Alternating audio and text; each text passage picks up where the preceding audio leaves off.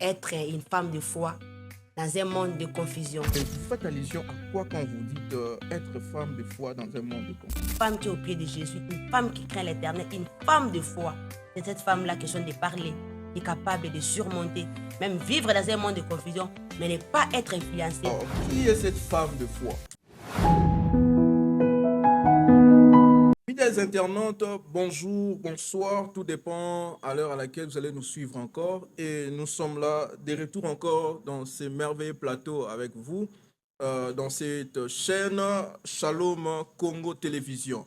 Et ce soir, je reçois sur ces plateaux une femme exceptionnelle, une femme avec plusieurs qualités, une femme qui va nous bénir encore, et elle est médecin biologiste. C'est une femme mariée, mère de 2 enfants. Elle prie à la communauté missionnaire Cité des Triomphes. Elle est la présidente des départements des femmes célèbres. Et ce soir, je la reçois sur ces plateaux. Bonjour, madame. Bonjour, messieurs les journalistes. Nous sommes très contents de vous recevoir dans ces plateaux. Nous sommes vraiment très contents. Et je rappelle au public d'aimer et de commenter l'émission, car cela nous fera aussi du bien.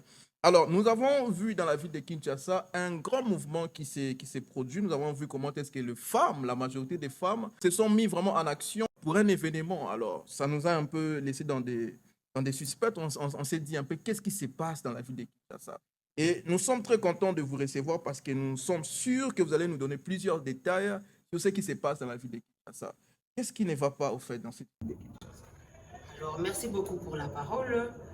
Je reviens et puis je dis clairement que nous sommes femmes célèbres de la communauté Cité des Triomphes. Par rapport à cette journée du 30 juin, nous savons que cette journée est une journée de la commémoration de notre indépendance.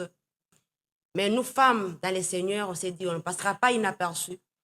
On fait des défilés par-ci, par-là, chaque mois, chaque année. Mais nous avons dit non, cette année, nous allons rester dans la présence de Dieu avec un thème très capital, un thème qui va bénir les peuples de Dieu partout où ils sont. Un thème qui est intitulé « Être une femme de foi dans un monde de confusion ».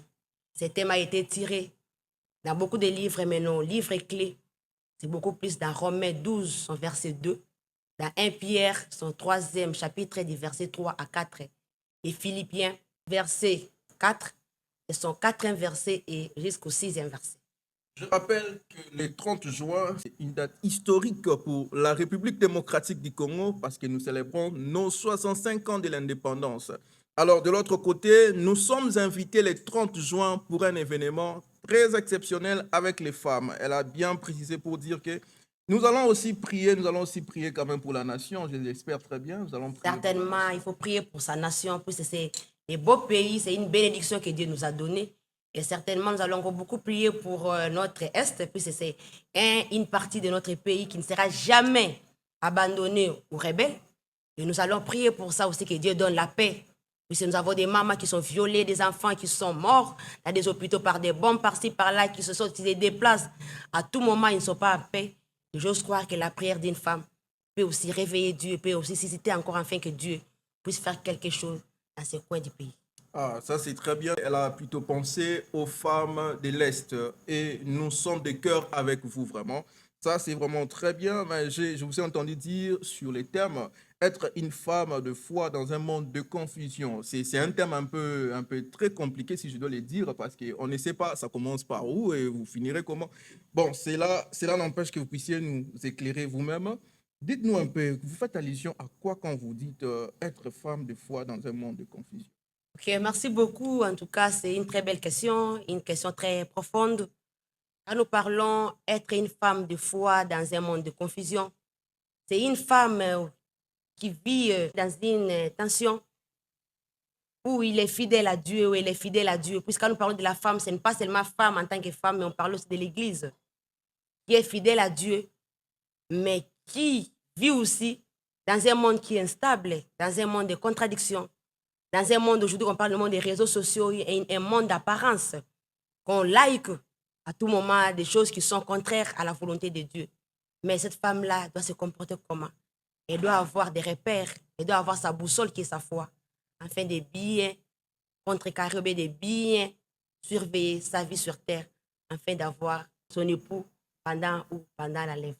Je rappelle que je suis avec la représentante du département de femmes célèbres qui s'appelle Madame ou Maman, si vous voulez bien, Maman Clélie Mbouizo. Alors, qui est cette femme de foi? La femme de foi a tant de caractéristiques, mais comme nous courons peut-être derrière le temps, nous allons énumérer quelques-unes. La femme de foi, c'est une femme qui s'attache à Dieu. C'est une femme qui vit pas selon le monde, mais qui influence le monde.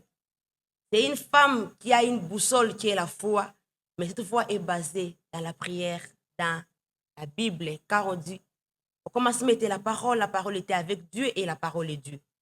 C'est une femme qui sait ce qu'elle doit faire. Parce que quand la femme ne connaît pas, mais quand un homme ne sait pas ce qu'elle fait, elle sera facilement emballée à toutes circonstances qui se présentent.